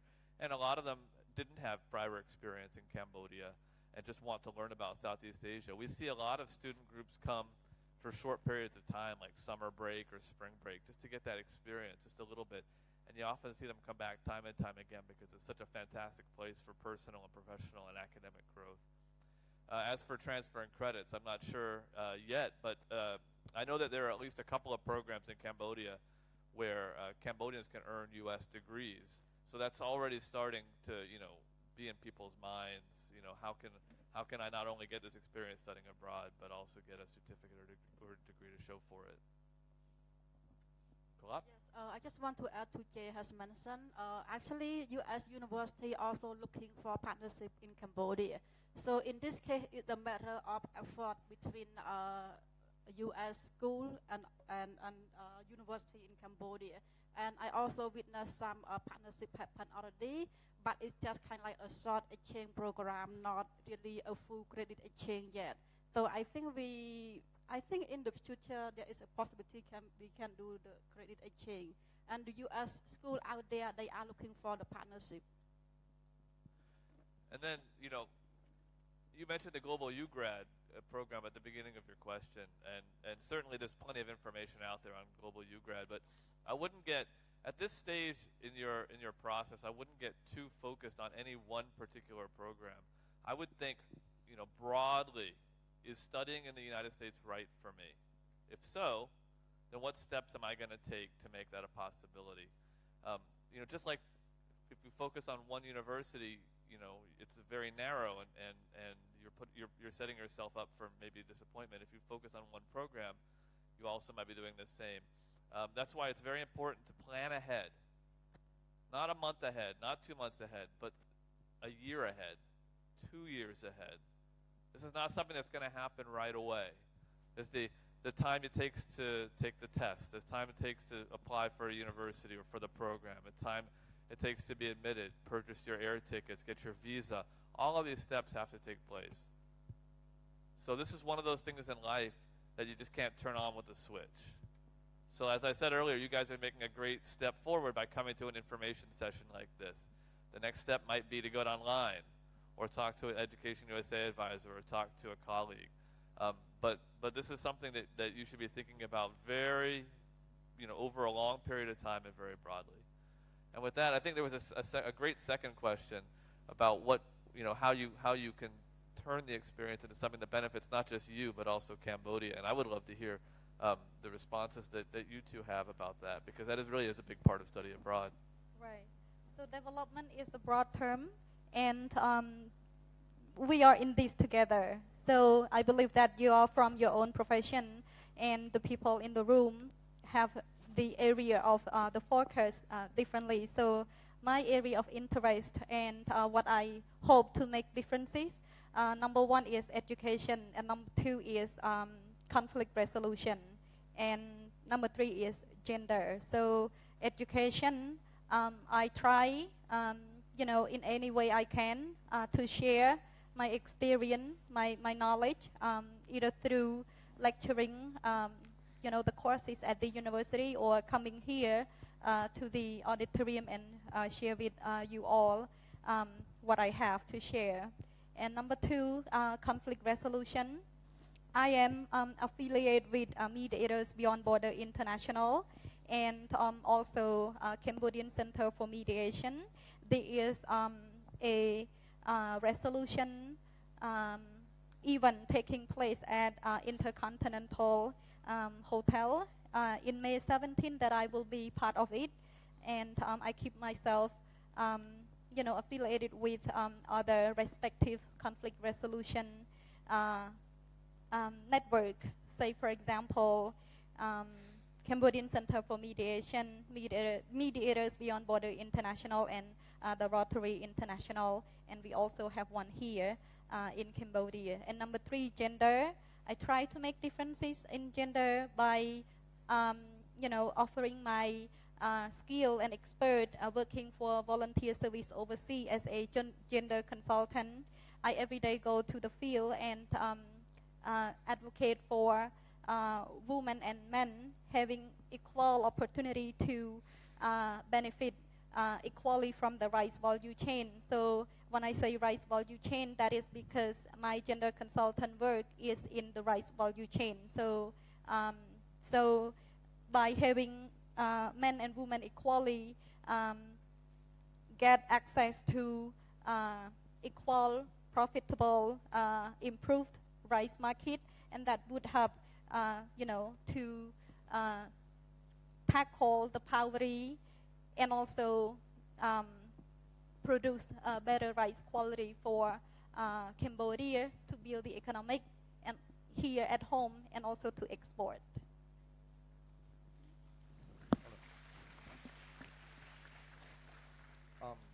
I also want to add, on the same note, I have to agree with her by the term development is broad, the definition itself, which means that we cannot say we do one thing and it's actually mean development. Like actually us two coming here today to share to the fellow UC student is also is also a branch of development, because we are sharing the information and inspiring young people to dream big and to apply for scholarship, and this is the way that we develop young people. So this is also called development. But throughout my time, when I returned back from the state, and even before I went to the state, I was a member of FUSAC, which is which is like a group of alumni who have been to the state, and they come back and they gather together and they do something for their community. We got fund from U.S. Embassy, from Jay, technically from Jay. So, every year we conduct more than up to 9 or 10 projects annually, and we do it in different part of the countries, like in Phnom Penh, in different part of the province. Like recently, this year, I am the project leader of Youth Outreach Program, and we have been to 3 provinces, Kampong Cham, Battambang, and Siem Reap. And I just finished this project off last 3 months. And what we've been doing is we went to different provinces. We bring IELTS and TOEFL to them so that they can actually get access to English proficiency. So that because we know that young people in different part of the countries, in those remote areas, they have the ability, but they don't know, they need the language to actually get them to study in the state. That's why we went there. We bring the test for them to take for free. It's a mock test to test their ability. And we also share the U.S. scholarship program, like what we did today. What are the opportunities that you guys in the countryside can actually do the same as those in Phnom Penh? Because some of them probably they have some sort of misconception that I am in the province, so probably the United States won't select me to go to the state. But it's totally a misconception. So we went there to tell that here is Global U Grade. This is Fulbright. So these are the exchange program. And then we gave them to do the test. And at the same time, we teach them soft skills like leadership, communication, and we ask them to work in a team. So I think this activity that I have been doing to 3 provinces are quite effective because I could reach out to almost 400 students in Battambang, Siem Reap, and Kampong Cham in total. So that was, an amazing life experience because I could actually meet young people. Like I could look them in the eye and see the passion and the fire in their soul and their body that they want to be the leader and they want to do something too, but they need the guidance. So I've been there, and this is also one form of development, and I'm happy with that. And this is only one project out of 9 projects that FUSAC and the U.S. Embassy have done and conducted every year. We have MC Fair, Major and Career Fair. We have the video sharing things and some sort of other things. And if you want to know, just go to Facebook or type FUSAC, FUSAAC. You can just see our activity on Facebook, right? And yeah, that's pretty much. I hope I answered your question. And I would just add, anytime you have an extraordinary opportunity like studying abroad, the odds are very strong that you got a lot of help along the way. You got help from your parents, from your teachers, from your school, from the embassy, from your a scholarship or whatever it is. And when you get that kind of help along the way, it really is, I think, important to then turn around and give back to your community the way that FUSAC has done, the way that a lot of alumni have managed to do. I really think it's a responsibility that you have. So I'm glad we have these great examples to share.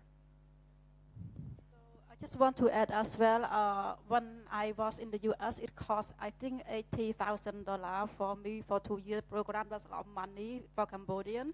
So I do make those money was for my sponsor, my donor.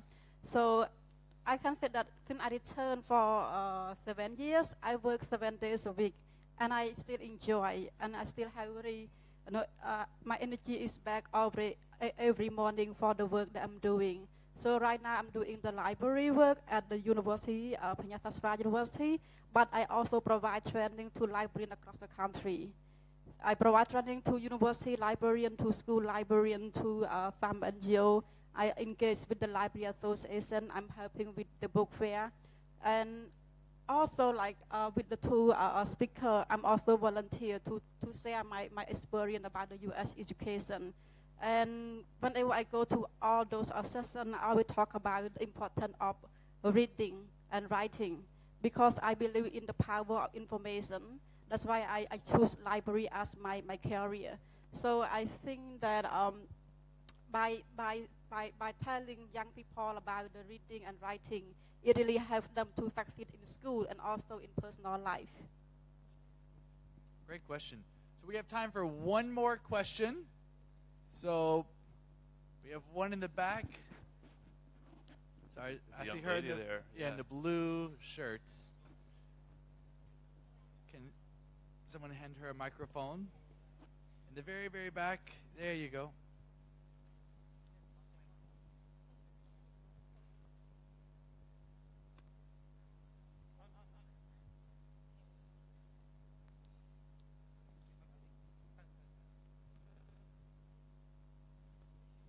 Hello, very good evenings, all beloved speakers, deans, lecturer, and all of beloved audience and student here. My name is Anwatana, and I am a freshman at the University of Cambodia, as well as Institute of Foreign Language, majoring in law and international study. My question here is that which source did you get about those kind of information or scholarships for applying to the United States or many other states? What I really want is that I wish you could share some website that you have been to get those opportunity. And the second question is that what were the challenges you are facing while during the application process? Thank you. Great question. Kolaba, may have you start for this one. I think I don't know much about other country, but for the U.S., you should pay attention to two sources. One is the U.S. Embassy website and Facebook, and the second is the Education USA Facebook, because almost like any U.S. school that had a scholarship opportunity, they share with us. So pay attention on those two sources. Okay. In addition to the formal information, either at the U.S. Embassy or other international embassy here in Cambodia, you might want to try to, I would say, make friends with people who get the scholarship. So in my case, how did I get the scholarship? It is a little different from many other students. I got the scholarship through Hubswell Foundation, so which means that I have to be a member there. And so with that scholarship that I received from Hubswell, it was covered for 1 year. But after that, I was on my own to apply for my master's scholarship. But before getting to my master's scholarship, I did 2 years internship in the US, and that was funded by lawyers and mediator in the US. So it is a personal connection, it is a personal networking that you might want to always perform well with what you do, and keep good contact with the people that might be a great support for your passion. So with that internship, it is a private sponsorship. And then for my master program that I get from the University of Massachusetts, I wrote personally to first through the internship that I had. I met with a professor who graduated from the program that I received, and then he introduced me to that to the person who to talk to. Then I reached out to the founder of the program directly. So it is flexible how you can get the resource of the scholarship and how you can get the scholarship. Thank you. Yeah, those are correct answers. And I find it funny because nowadays all of the information is in your finger, right? It's in your hand. Like it's a matter of a click, right? Like me, I found many opportunities through Facebook and some other sources online. So right now there are so many pages that tell you this is the scholarship, this is an exchange program, this is opportunity, and there's so many of them online right now. Like one of the current famous page that share those scholarship opportunity online right now is also one of the alumni of UC student. Like how many of you guys know We Do Share? Yeah, see, I'm not alone. So at least several of you know this page, and this page is very, very, very resourceful. Like, it's a collection of every opportunity around the world, not in Cambodia, but around the world. And there are like over 20 people behind that page who are working day night and out to find the opportunity and just post for you for free. And what have you done? Just scroll and click the link and see the opportunity, right? And yeah, I think it's pretty easy right now. So here's what I want you guys to really understand. There's 4,500 universities. There's how many millions of foreign students coming. There's not one single place that we can tell you to go to. I wish there was, but this is something that takes a lot of effort, takes a lot of creativity. You can't just go to one website. You can't just follow their example, although they're excellent examples. You need to find your own way. You need to chart your own course, okay? And there's a lot of great information out there. There's a lot of bad information out there too. So you really need to work hard to distinguish what's good, what's bad. And the best place to start is with people who've been there before, to start with Education USA, to start with your school, and then expand your search broadly. And then the other thing I really wanted to mention in terms of preparation, because you also asked about that, as did the person who asked the first question. And what I would say on that is that studies show that there's one single thing that you can do that's the biggest predictor of whether you'll be successful at anything you do. And you know what that is? Anybody have a guess? It's practice. It's practice. It's doing it more than once. It's doing it more than a dozen times. It's doing it 100 times, 1,000 times, however many times it takes to become good at that thing. When you're talking about writing your admissions essay, if it's the first admissions essay that you've ever written, it's probably not going to be all that great.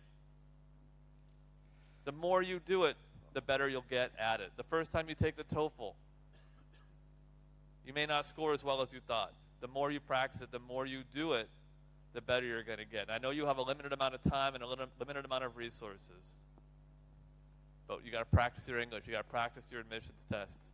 You got to practice your writing skills. And you got to do it over and over until you get it right.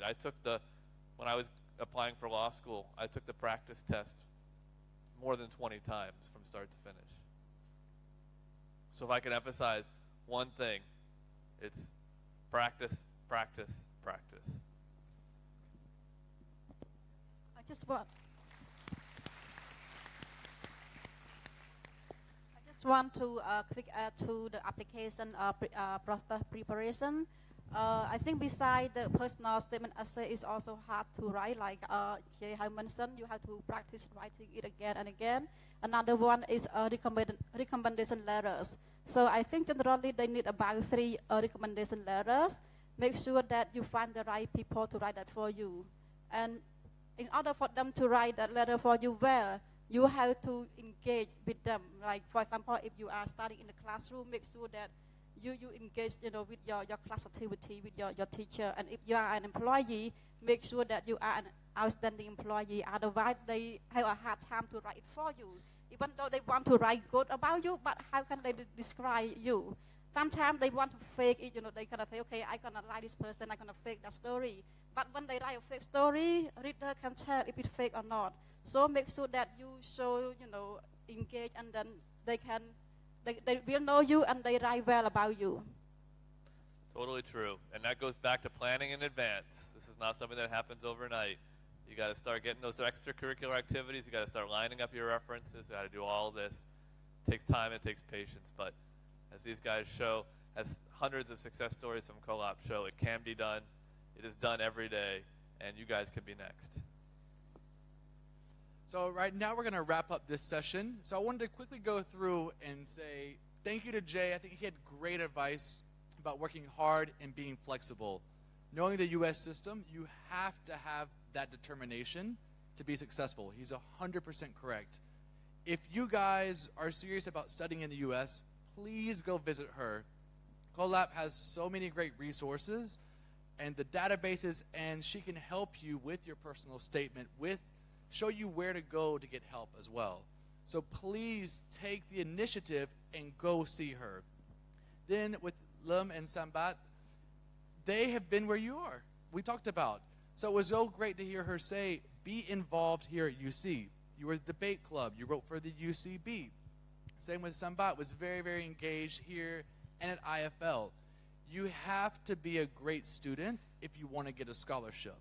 He's right. You can't just coast by. You have to put 100%. So I would like to really clap and give a round of applause for these speakers. They were so excellent, and so let's join. At this time, I'd like to invite Dr. E. Ratana to come up to give closing remarks, and then we're going to follow that by a little gift and photo session. So please don't go anywhere, because we want to take some photos with you.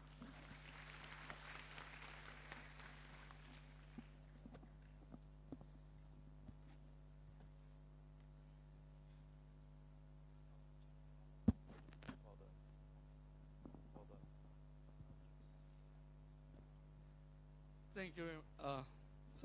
Thank you very much. So I will not take my terms. And first of all, once again, let's give us a big clap to our, speakers. And taking these very good opportunities once again, I would like to thank to the U.S. Embassy that co-host this very important event today. I would like to thank Jay, Kulab, Lam Hieng, and Sambat that taking their valuable time, sharing their knowledge, experience, giving us a lot of what they have. Yeah, I think this is very much inspire you, not just only receive information, but inspiring all of us here. And I would like to add just two things, besides what they have, shared with you about how to get a scholarship, how to be successful in the study. So there's a lot of different ways of getting scholarship. Of course, I do agree 100 or 1,000% if you have to have your good English or good language to any country that they require the language. This is very important.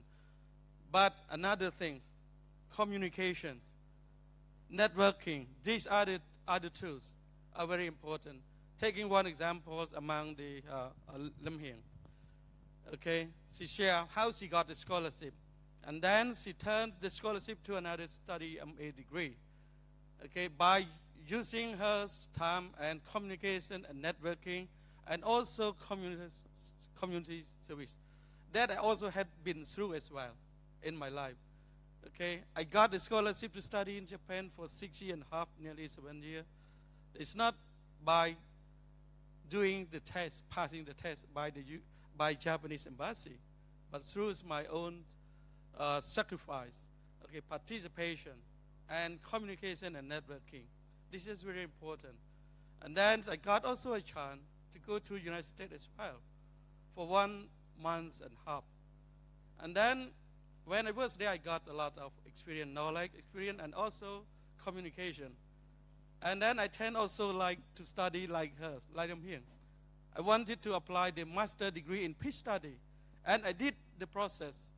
But and then because of I have the responsibility, a big mission with my families in Cambodia, and also I love to continue with UC. So I gave up on the halfway. You see, these kinds of a lot of things that you got all the information, experience from our distinguished speakers here.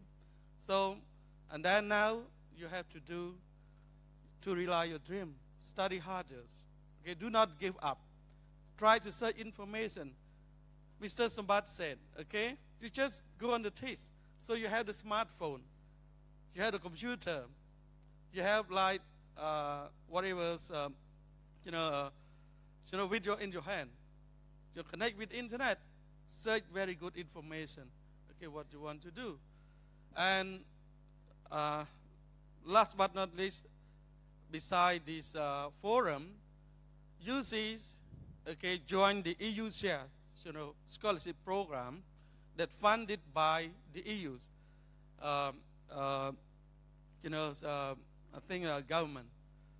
And then UC joined this program in this, batch 2, 2016.